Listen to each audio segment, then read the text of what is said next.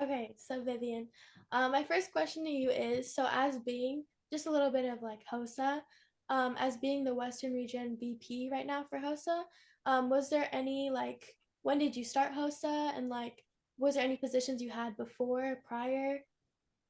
So just a little bit of, So, I, sorry, what did you say? just a little bit of HOSA history is what I'm asking. Okay, yeah. So I started HOSA in seventh grade. So I've been in HOSA for 7 years now. When I first started, I was just a member, just getting to know everything about the organization. And then I really found like a second family in HOSA. So I tried out to be a local chapter officer for 2 years. And then I was elected onto the state officer team for California HOSA. And then just this past summer, I was elected onto the International Executive Council. That's really cool. It's really cool to hear. And I know that host has made a really big difference into like a lot of people's lives, like mine. So it's really cool that you have such a high standpoint and a really nice organization. Mhm. So when it comes to mental health, what do you think is your POV or what's your perspective on mental health in general? So, something I say a lot is mental health is health. I think a lot of people, when we say the word health, they just think of physical health. But in reality, mental health or mental well being is just as important as your physical well being because it can impact every single part of your life. So, therefore, I think mental health is a priority that everyone should really take the time to look after. Awesome. So, in your life, what do you think are some aspects, both positive and negative, where you feel as though like there's been a shift in mental health from like all the extracurriculars you're doing from like high school till now, from like hanging with your friends, with being a host officer, like everything? What do you think is a very significant thing that's shifted? Yeah, so I'm currently a college freshman at the University of California, Berkeley, and I just moved into school a few months ago at the beginning of the school year. And obviously, it's like a really big adjustment from living at home with your parents, around like people you've known for a really long time, to coming to a new city and living by yourself and having to take care of everything by yourself around unfamiliar people. So it's been a huge adjustment, and the classes in college move at a much quicker rate and they cover a lot more content than high school classes. So that's something that I've struggled with. Um, and there's just a lot of expectations as a pre-med student that I found myself like stressing over.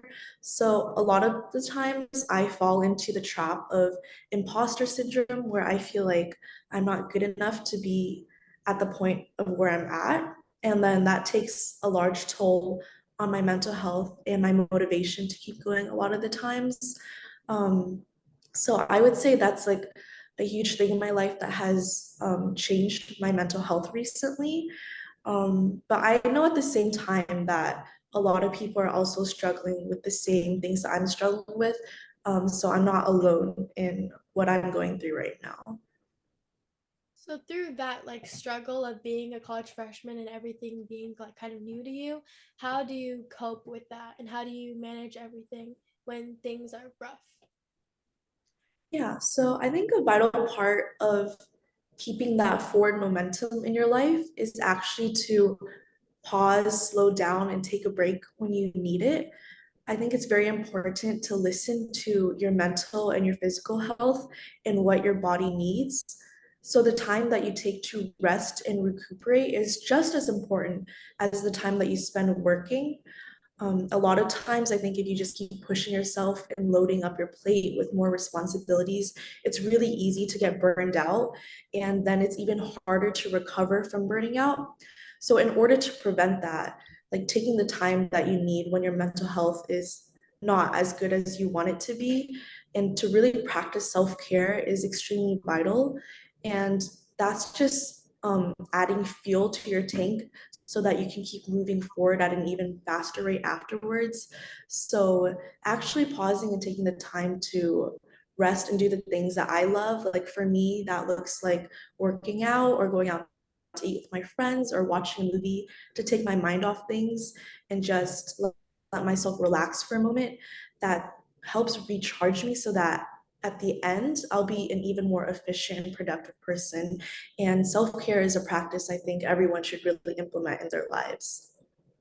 Awesome. So, do you think, as you're this acknowledged about mental health and you have a lot of um, knowledge about it, do you think you've always had been this prepared about mental health, like as you've grown, or do you think you've developed and learned more about yourself and about your mental health as you've grown older? And do you think there's anyone that's influenced you along the way?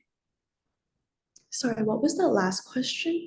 Do you think there's anyone that's influenced you to help your mental health, like that's helped you learn more about yourself and your own mental health? Mhm. So I definitely was not always this knowledgeable about mental health, especially because I think earlier there was a lot more stigma around mental health, and I think that we've been doing a very good job this generation of trying to destigmatize mental health. I think joining clubs in school created by student leaders just like you guys is very important in having a safe space to learn about mental health and to support each other. So in high school, I joined clubs like HOSA, which really talked a lot about the importance of mental health. So joining health clubs like that on campus and finding a group of people that you feel safe talking about mental health with is something that can really help expand your knowledge of that whole realm and make you more comfortable with learning how to take care of yourself and also how to advocate for the mental health of other people. Also, I think schools are trying to do a better job of implementing mental health curriculum into like health classes and stuff because it is a very important part of your whole overall well-being. So I would say just looking out for mental health resources in high school and any place that you're in is a very vital part of helping yourself get educated on everything about it. Awesome. So, my last question to you is if an underclassman had asked you for advice on how to uplift their mental health or even just uplift their mindset, what would that advice be? So, something that I've struggled with personally a lot, and I know that there's probably a lot of other people who can say the same, is overcoming the myth of perfection. Um, I know a lot of people struggle with the mindset that they have to be perfect, that they can't fail, that if they make a mistake, everything's going to be over and everything is not going to be good for them anymore.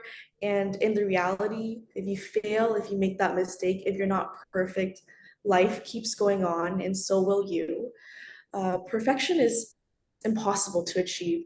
And no matter who you think is perfect, if they're human, they're not perfect and they're making mistakes all the time.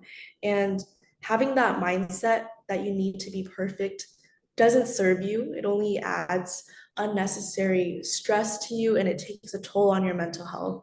So it just makes it harder for you to be more resilient to hardships in the end if you think that you always need to be perfect.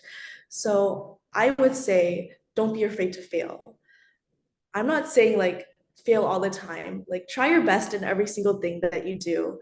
But if that moment comes where you fail, don't be afraid of it and just embrace it.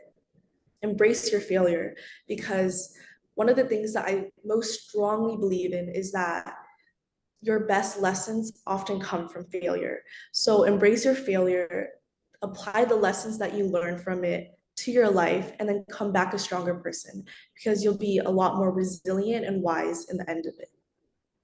Awesome. Thank you so much, Vivian. We really do appreciate you letting us interview you for our project. Do you have any other things to say? Um, just like as a closing statement, anything at all? Yeah, I would just like to say thank you so much for first inviting me to do this interview. I'm super honored. And I really appreciate the initiative you guys are taking to start this mental health project and continue that momentum of destigmatizing mental health. And I know a lot of people really appreciate what you're doing. So just wanted to say thank you to you guys for what you do. Thank you so much, Betica. Do you have anything else to say? No, but I do really want to thank you for giving us the opportunity to like record you and like interview you. That really helped us, and it really helped us as like personally. I Yeah, thank you.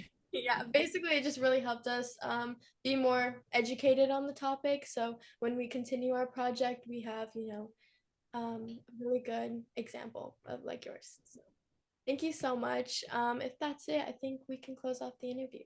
So thank you so much for coming. We really do appreciate it. Thank you. Bye, guys.